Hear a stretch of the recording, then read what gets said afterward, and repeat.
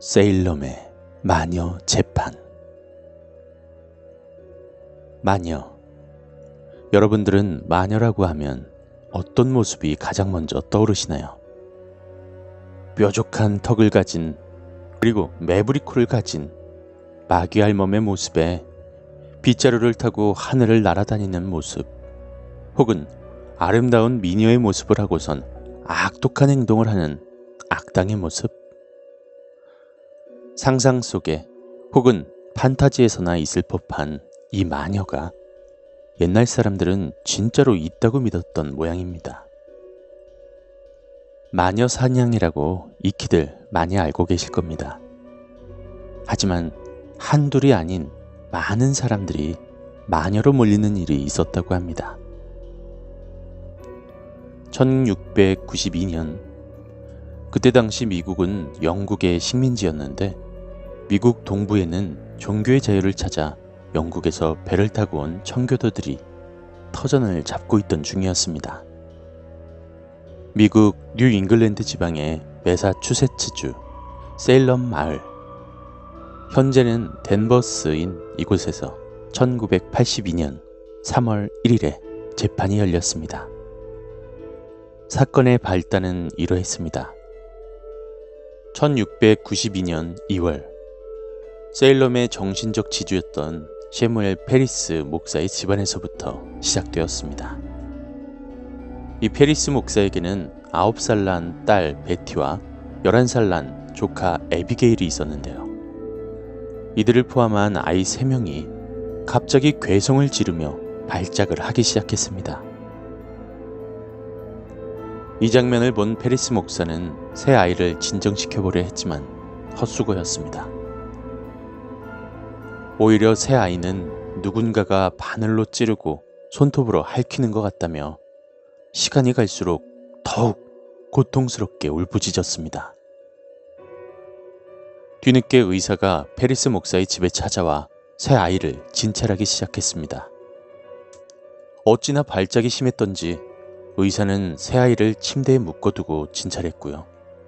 이런 일을 페리스 목사에게 전했습니다. 도저히 증상을 모르겠습니다. 아마도 이 새 아이는 악마의 씨인 것 같습니다. 결국 페리스 목사는 온 마을 사람들을 자택으로 불러 새 아이의 쾌유를 기원하는 기도를 시작했습니다. 하지만 기도만으론 아무런 효과가 없었습니다. 물론 시간이 지나면서 새 아이의 발작은 진정되었지만 이 새 아이가 마녀의 씨였다는 소문이 세일럼 전역으로 퍼지고 말았습니다. 이 사건을 맡은 세일럼의 관리는 새 아이를 재판대에 앉혀놓고 너희에게 악령을 씌이게 한 마녀가 도대체 누구냐? 라고 질문하기 시작했습니다.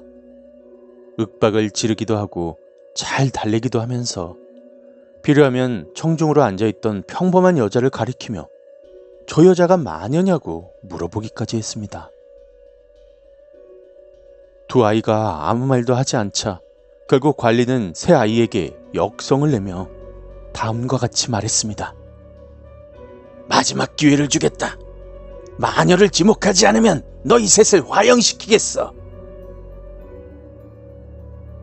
이 말에 놀란 새 아이는 결국 마녀를 지목하고 말았습니다.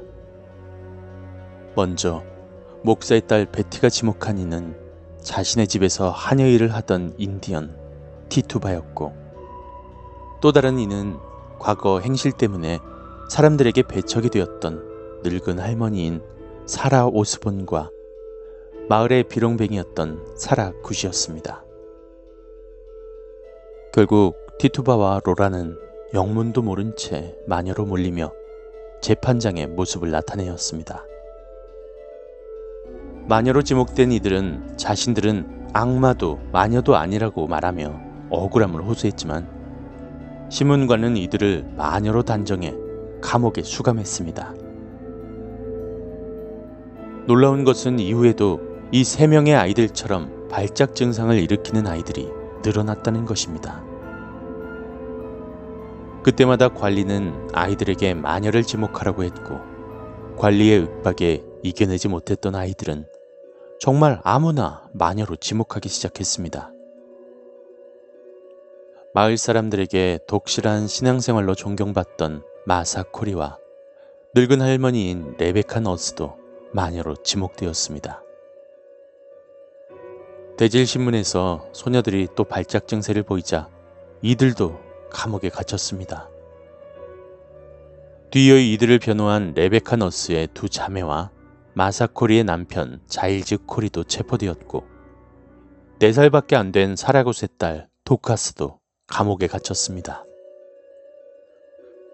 그리고 엘리자베스 프록터도 마녀로 지목되었으며, 그녀를 변호하던 남편 존 프록터 또한 악마의 사주를 받은 혐의로 체포되었습니다. 이런 식으로 주민끼리 서로가 서로를 마녀라고 지목하며 세일럼의 마녀 재판은 유행처럼 번져나갔습니다. 이처럼 무려 44명이 악령의 위협을 받았다고 고발하며 5월 말까지 100여 명이 감옥에 갇혔고, 그 범위도 세일럼 빌리지를 넘어서 뉴 잉글랜드 지역 전체로 확산되었습니다. 당시의 뉴 잉글랜드는 1688년 영국에서 명예혁명이 일어나자 제임스 2세가 임명한 총독을 몰아낸 상태였기 때문에 합법적인 재판부를 구성할 수가 없었습니다. 그래서 사라 오스본과 사라 굿의 갓 태어난 딸은 재판도 받지 못한 채 감옥 안에서 죽음을 맞이했습니다. 1692년 5월 중순, 새로 뉴 잉글랜드의 총독으로 부임한 윌리엄 핍스는 부지사인 윌리엄 스타우턴을 재판장으로 하여 세일럼과 보스턴 출신의 7인 재판관으로 특별 재판부를 구성해 심리에 착수했습니다. 재판 결과 이미 1680년에 마녀 혐의로 체포된 바 있는 브리짓 비숍이 유죄로 인정되어 사형이 선고되었고, 6월 10일 교수형이 집행되었습니다. 6월 19일에도 5명이 처형되었고, 8월에 5명, 9월에 8명이 마녀로 몰려 교수형을 당했습니다. 이들뿐만 아니라 당시 80세였던 자일즈 코리는 신문 도중에 무거운 돌에 짓눌리는 고문을 받다가 사망했으며, 3명이 재판 도중 감옥에서 사망했습니다. 재판은 악령에 시달렸다는 소녀들의 증언에만 의존해서 이루어지는 등 매우 공정하지 못하게 이루어졌으며, 청교도 지도층의 부인들까지 마녀로 지목될 정도로 뉴 잉글랜드 전체에 커다란 혼란을 불러왔습니다. 그래서 점차 마녀 재판에 반대하는 여론이 높아졌으며, 목사이자 하버드 대학의 총장이었던 잉크리스 매더는 악령에 관한 양심의 사례들이란 글을 발표해 재판이 빈약한 증거를 근거로 무고한 사람들을 마녀로 몰아가는 잘못을 저지르고 있다고 비판했습니다. 그 결과 1692년 10월 윌리엄 핍스 총독은 재판을 중지하길 명령했고, 1693년 1월 새로운 재판부가 구성되어 재판이 속개되어 대부분 무혐의로 풀려났습니다. 그리고 5월 핍스 총독은 이미 유죄 판결을 받은 사람을 포함해 감옥에 갇혀있던 사람들을 모두 풀어주고 사건을 종결했습니다. 세일럼 마녀 재판이 진행된 1692년 5월부터 10월까지 모두 185명이 체포되었고, 59명이 재판에 회부되어 31명이 유죄 판결을 받았습니다.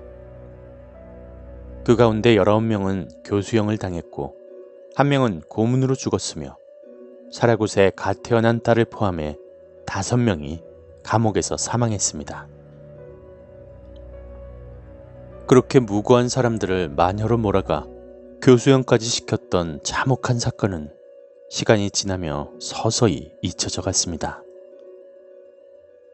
300년이 지난 후 매사추세츠 의학팀은 1692년에 있었던 이 세일럼 마녀 재판의 진상을 조사하기 시작했고, 놀라운 결과를 얻게 되었습니다. 아이들의 발작을 일으킨 원인은 마녀도 악마도 아닌 바로 당시 세일럼 주민들의 식생활 문제였던 것으로 드러났습니다. 1692년 당시 세일럼 주민들은 호밀빵을 주식으로 했는데요. 이 호밀빵에는 면역력이 약한 아이들의 몸에 침투하게 되면 발작 증상을 일으키는 곰팡이균이 있었다는 것입니다. 이 곰팡이균이 오랫동안 아이들의 몸을 숙주로 삼아 번식을 했고 급기야는 뇌까지 침투해 뇌염을 발생시킨 것이었습니다. 결국 아이들의 발작은 마녀에 씌인 것이 아닌 뇌염의 증상이었던 것입니다. 그렇다면 왜 이런 일이 1년 동안이나 아무런 제재 없이 발생했던 것이었을까요? 미국의 사학자들은 세일럼의 관리들이 1년 동안이나 아무 죄도 없는 여성들을 마녀로 몰아 재판을 한 이유를 정치와 종교적인 이유라고 말합니다. 세일럼의 관리들은 마녀 사냥을 통해서 세일럼의 결속력을 다지고 더 나아가 자신들의 기득권을 더욱 확고하게 하고 싶었던 것이었죠. 1992년 매사추세츠주는 300년 전 자신의 고장에서 있었던 이 참혹한 사건과 억울하게 죽은 희생자들의 넋을 기리기 위해 세일럼의 세일럼 마녀 재판 박물관을 만들어 현재까지 운영 중이라고 합니다.